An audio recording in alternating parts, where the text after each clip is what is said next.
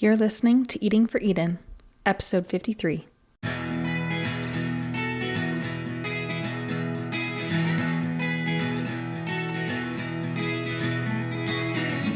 When it comes to doing something about climate change, your food choices matter. Thanks for tuning in to Eating for Eden, a podcast that takes a food-first approach to climate action. I'm your host, Jessica J. Schroeder, and I am passionate about food that tastes good and does good. I'll guide you with practical tips and help you thoroughly enjoy your food along the way.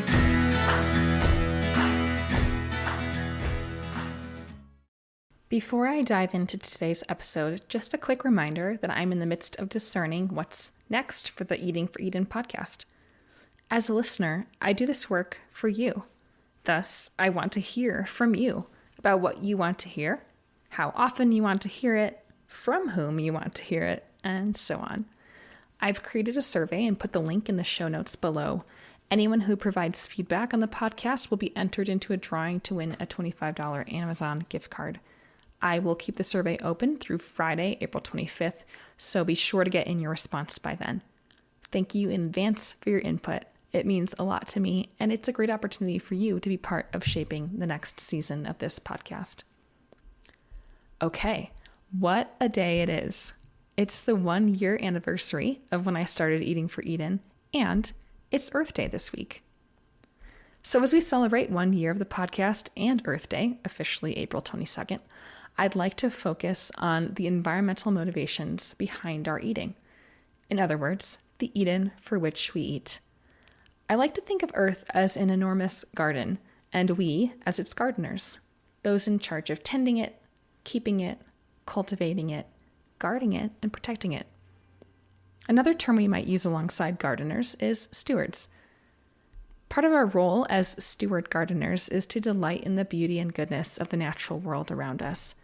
It is in the joy we find there, at least in part, that we are motivated to take care of it. As I've noted before in other episodes, my faith background as a Christian gives me an even deeper understanding and motivation for stewarding the earth. But anyone who has a love for nature, regardless of their background, can at least begin with this position of the loving steward gardener. We all have unique ways we've fallen in love with the natural world, found wonder and beauty there, or otherwise have some connection to or value for it.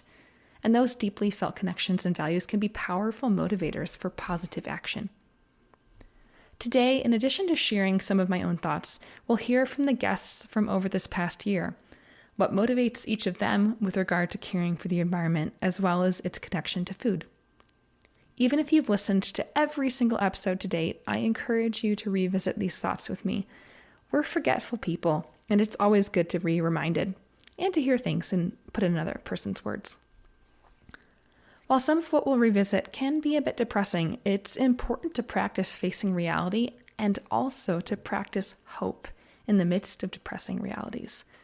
A core part of practicing such hope is connecting to and reigniting our wonder and love for the environment. We'll only take action to care for it well when we see that action is both urgent and valuable. So we'll hear some data, some personal stories, and also a lot of hopeful, encouraging notes to inspire and lead us into action. On a recent guest podcast interview that I was on with the Earth Keepers podcast, the host, Forrest Inslee, asked me about my own background, specifically how my experience with nature plays a role in what I'm up to now with Eating for Eden and the Eden and Meat blog. I had to be honest with him.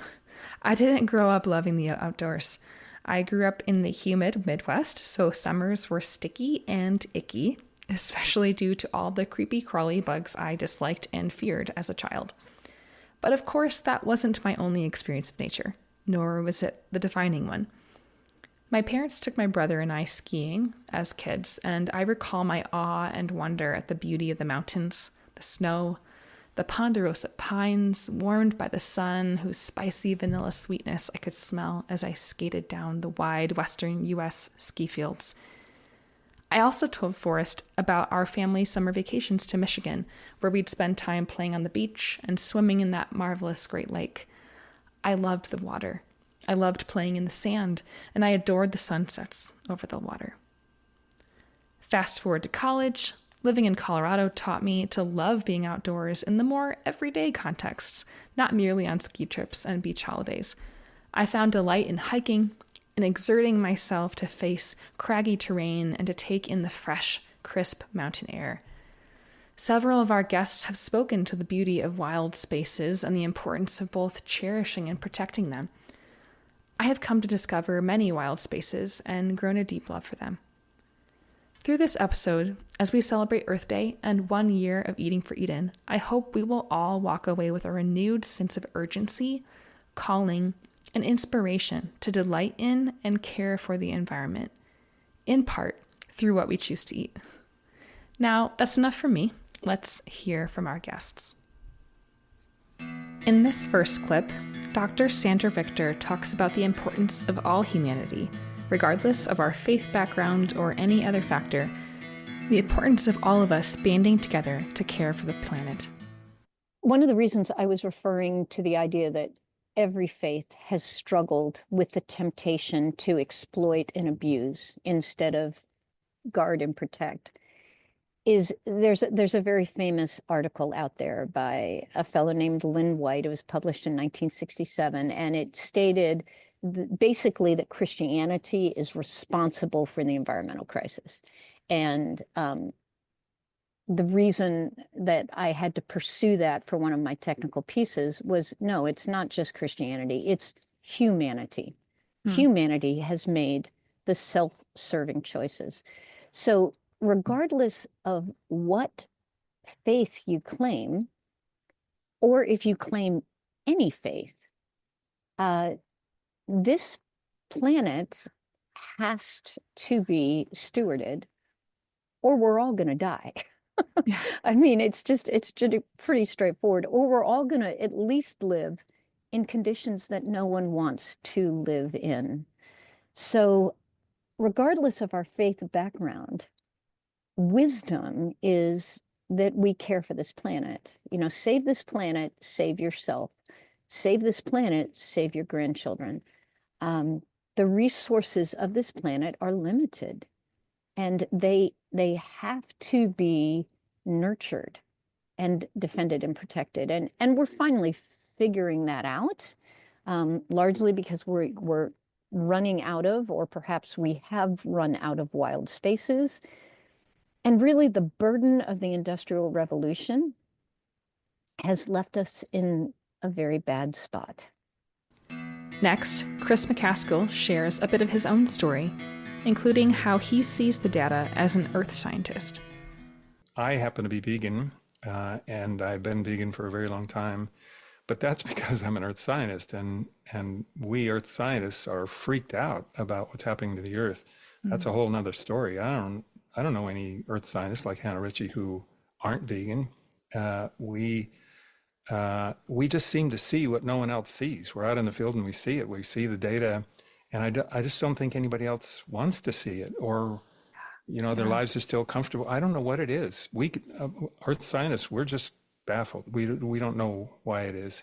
Yeah, we hear what we want to hear, and then we reject what we don't want to hear, unfortunately. I know. We can't understand.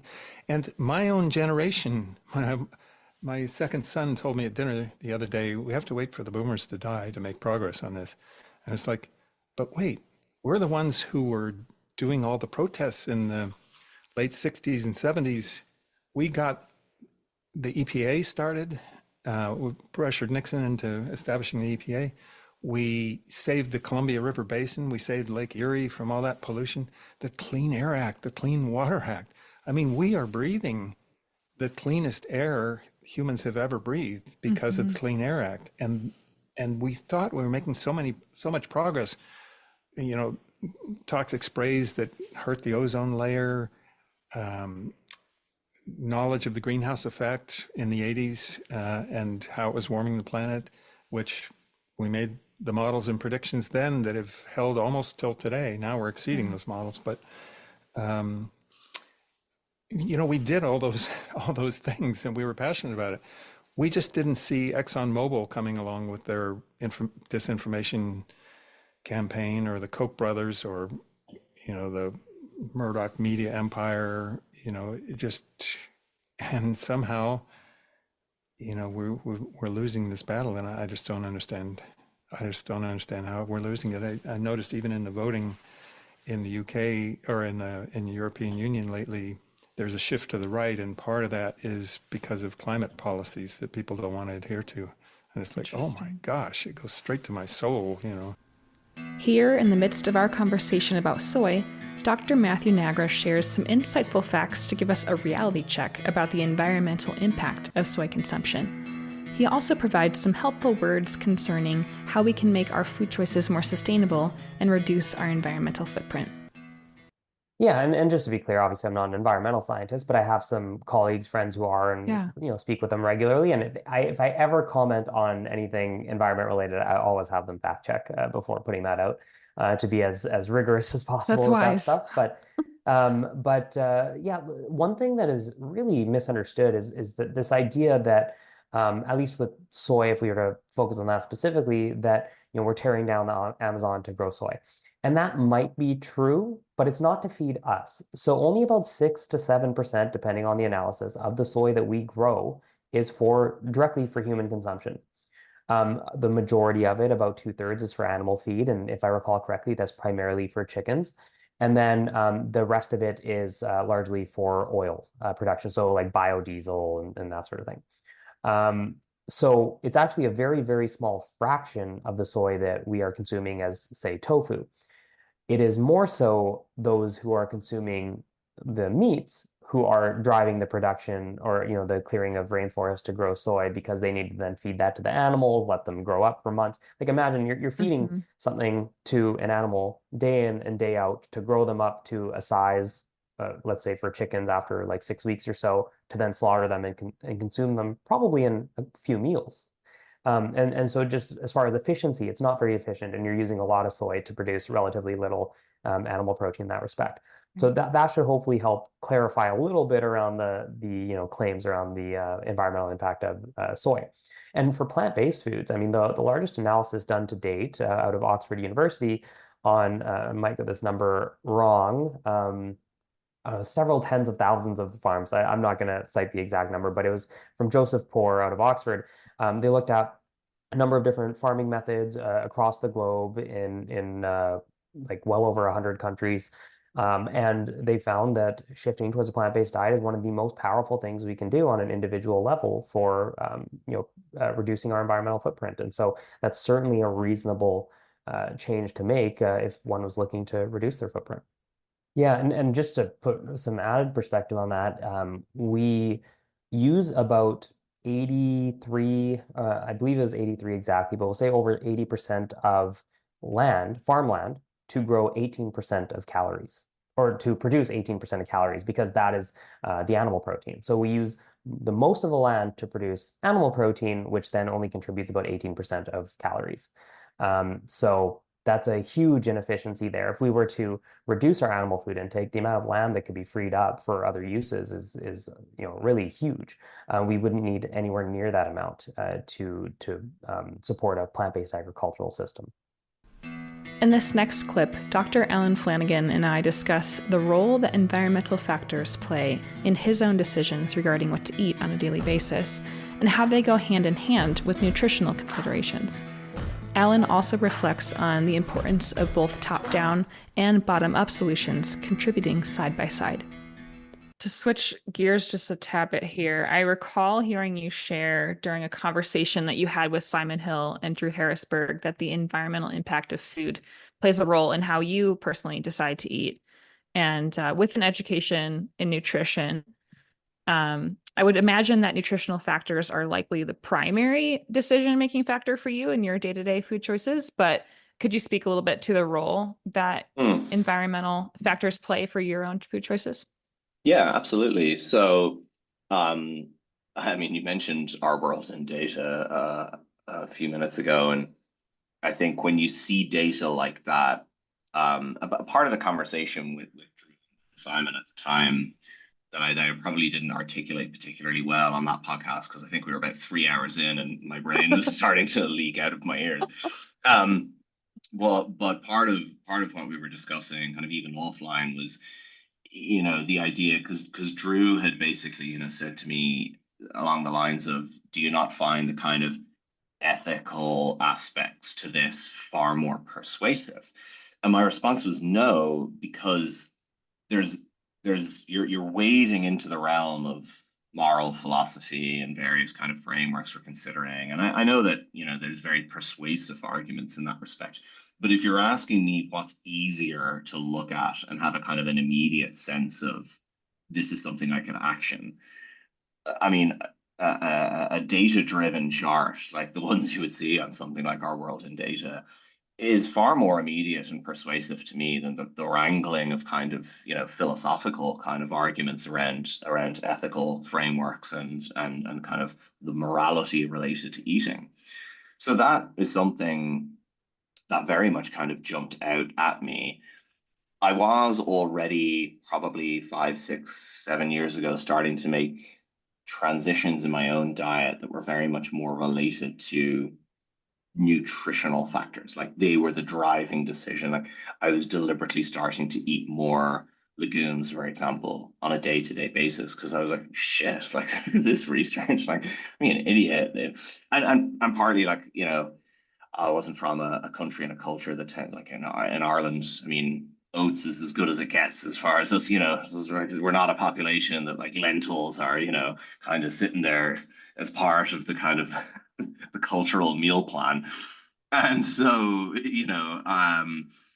this was as much a kind of a culinary experiment for me as well. I was kind of enjoying, I'd eaten fairly repetitive diet for kind of, sports and training, and I'd kind of gotten sick of that. I'd been doing that for most of my 20s, and I was kind of over that kind of you're eating to fuel. And I was kind of like, I'm kind of over that now. I'd like to actually enjoy what I'm eating. Yeah. So that was a part of it, but very much nutritionally driven. Like, oh, I should really be upping my fiber intake. What foods will help me get there? Okay, cool. So those kind of decisions are starting to like shape a change in my diet. And then really, I do think that for certain foods, I never would have eaten particularly high daily amounts of red meat.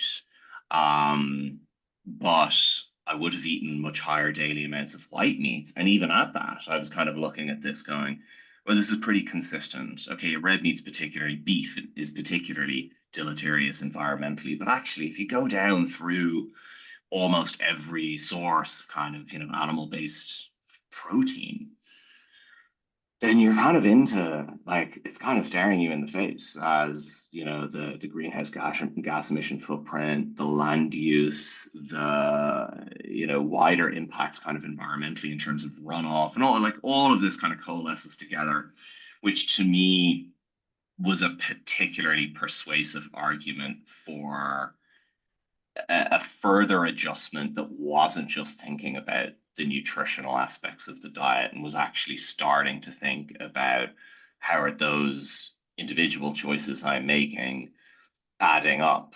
I'm under no illusions. Like the idea that we're all going to individually kind of make changes that will have a material impact on the unfortunate trajectory we're heading is a fantasy. Like I know that we need top-down solutions. I know that we need government-led, responsible actors. I know that we need, individual solutions or I know that we need kind of top-down, systems level and policy solutions, and that the individual factors are kind of a part you're contributing. But you still have to contribute to that in a sense, right? You can't say, well, we need top-down policy solutions, so fuck it, I'm just going to eat whatever I like, right? There has to be bottoms-up effort as well in order to kind of have the top-down solutions be meaningful. Talking more about solutions, here Chris McCaskill reflects on the power of those reducing meat and dairy in their diets, making a significant impact. In other words, don't let perfect be the enemy of the good. It's vital that we all do something. I'm reading another book and I can't think of the name of the title. I didn't recognize the author, but somebody told me it was a good book, so I started reading. And it is that plant-based companies who sell plant-oriented foods Impossible, Beyond, and any number of others, their executives know that it's the reducers that have the big impact on the planet and on human health. It's not the people at the very pointy end of the plane, the vegans and the vegetarians, because they represent a small amount of the population. The larger part of the population are the people who are reducing. They're going for meatless Mondays, or maybe only having meat after, for dinner, but not for lunch and breakfast and so on. That's where the big gains are. And being an earth scientist, I like to keep up with the latest thinking from earth science. And Hannah Ritchie is a PhD environmental scientist. Yeah, I got her new book. Yeah. And, it's a great book. I don't know if you've started reading it yet, but she takes a very positive, optimistic view on we can be the first generation to actually stop climate change. Some earth scientists push back on her a little bit, saying that's a little optimistic, Hannah. But I like it. But one of the things she points out in there, we're not going to get people to stop eating meat. It's too attractive, and it has social status and everything else associated with it, masculinity, all the marketing in the beef industry. But we are becoming successful at getting them to reduce. And that's where, the big action is.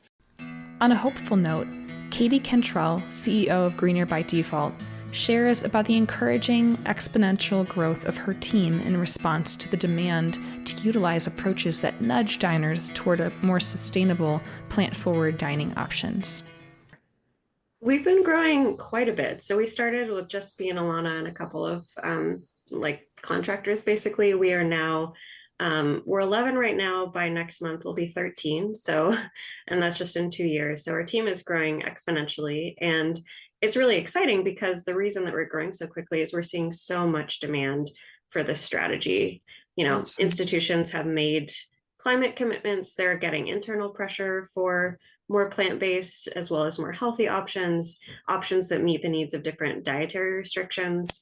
In the tech industry, often there are a lot of populations that maybe Buddhist or Hindu, or have religious restrictions against eating certain animal products. So there's a number of different reasons that there is high demand for plant-based options. And so, we're really just trying to grow to meet that demand. And then also, of course, we recognize the urgency of the situation, that we don't have a lot of time in terms of the climate crisis, and changing our food system is a big lift, and it's, it's ambitious, but that really is our vision, to make plant-based the default across all institutional food service.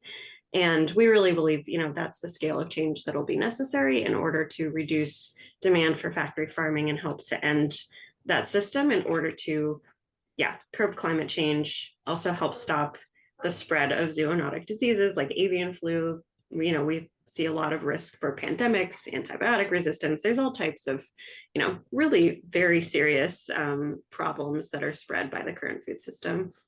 Next, Dr. Ben Lowe reflects on some of the partners they work with, particularly those who want to help their communities understand and appreciate where our food comes from, what it takes to get it to our tables, and ways to encourage our appreciation of and love for the process of growing food. This is a vital part of caring for our places and fostering sustainable habits. There are churches that have thriving children's ministries or youth ministries, and they really want to help their kids reconnect with the earth and reconnect with what it takes to get food to their plates. Because right now, for a lot of folks, it's a mystery. When I travel and speak in a lot of contexts, sometimes I ask, where does food come from? And it's true. I often hear the supermarket, The store. the grocery store. Yeah. And it's okay, but what about before that? And what does it actually take? So it's really hard to know how to live well and how to flourish ourselves, but also how to help our places and our communities flourish if we don't know what it takes to sustain our lives and sustain the lives of those around us. And it's not all our fault. Like, we're working against the way our system was set up. Like, it's easier to go with the flow and not to know what it takes, except that we go to the supermarket, we buy food, we turn on our taps and we expect clean water to flow. We flip the switch and we expect the electricity to turn on. And it takes work to ask the questions, to understand all that it takes to make those things happen that are really foundational for the lives that we live every day. And so even just by starting, so we have it's a church in Fort Collins, Colorado that we work with, where they have a little bit of land around that building. And so they started to plant, oh gosh, I'm blanking right now on what they call it, but basically like a food and forage garden. So they planted all these native species around there that produce things that are edible, not just for wildlife, but also for people. Things like, where you can eat the leaves or you can eat the flowers, or they produce fruit or produce that you can glean and eat. And it's not at a very large scale, but even at the small scale they do with little planter boxes, which you can do in a city, right? You can build little planter boxes, and they have them ringing around the playground that the kids play in. And then the kids get to learn about these species and they get to pluck the leaves and nibble on them. And it's so much fun and it's so enriching for the children. Mm-hmm. Of course, for the entire congregation that starts to learn and appreciate.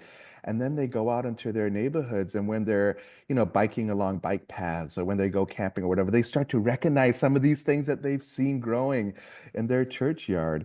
And then they start to think about, okay, well, we'd love to see these things flourish more in our communities. They're valuable for us. And so then it's just a really, really easy way to start cultivating a better relationship with our places and our food systems. Transitioning to focus on loving wild spaces here at the end, Dr. Sandra Victor shares her love for wild spaces and developing empathy as a result of her upbringing. Let me start with my own story, which is I was raised outside. My dad was military. We moved across country every other summer because he was Navy. So we're bumping from the East Coast to the West Coast to the Gulf Coast. And there were a lot of us. So my parents handled that regular moving with camping. So rather than flying across country or taking a train across country, we'd all pile in the station wagon with a truckload of camping gear on the top, and we'd camp across country. So as a child, I was in all sorts of wild spaces. And I loved those wild spaces. And the level of empathy that grew in me as a human being for necessary habitat, the plight of the wild creature, proper care for the domestic creature. These things, they grew up with me. In our final clip, Ben Lowe also encourages listeners about how to slow down, pay attention, and connect with the wild spaces around us, even if we're unsure whether we even have wild spaces nearby. Those of us that do feel maybe a bit estranged from our non-human neighbors, for a lot of us may live in urban areas, in even suburban areas where we hardly see wildlife, and just the idea of wild animals and flora and fauna, fungi, everything that's out there that we may not see unless we're specifically going out of our way to go to a national park or a forest preserve or something like that. What is the importance of wild spaces, and how might we, I don't know, get to know what wildness may be around us, even in some of those less wild environments? Yeah, that's a great question. And with more and more people living in more and more urban and developed environments, it can be challenging.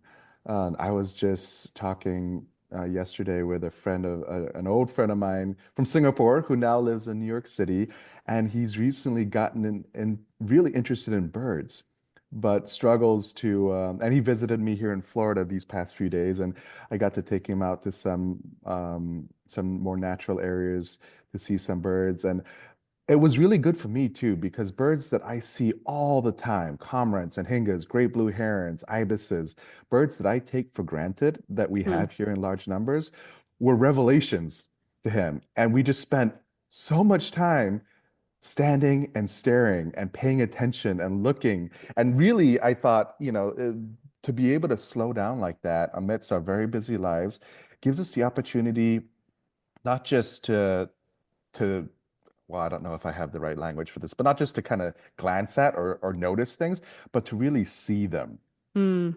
And I felt like we were doing that. And it was a really encouraging and really peaceful experience.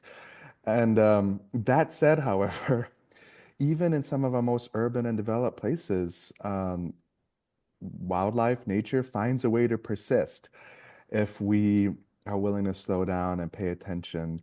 And we are really, a lot of our cities do have green spaces and natural areas that are accessible.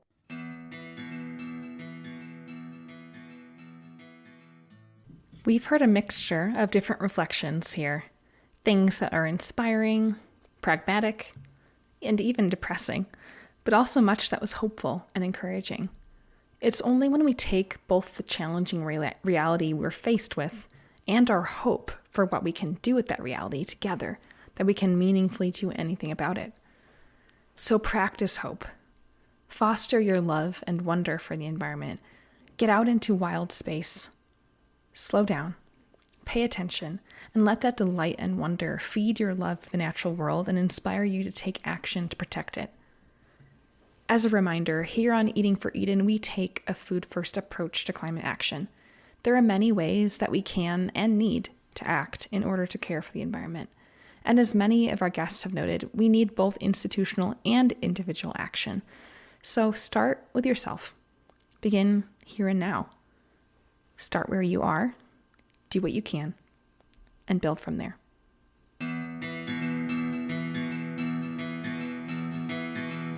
Thanks for listening to Eating for Eden.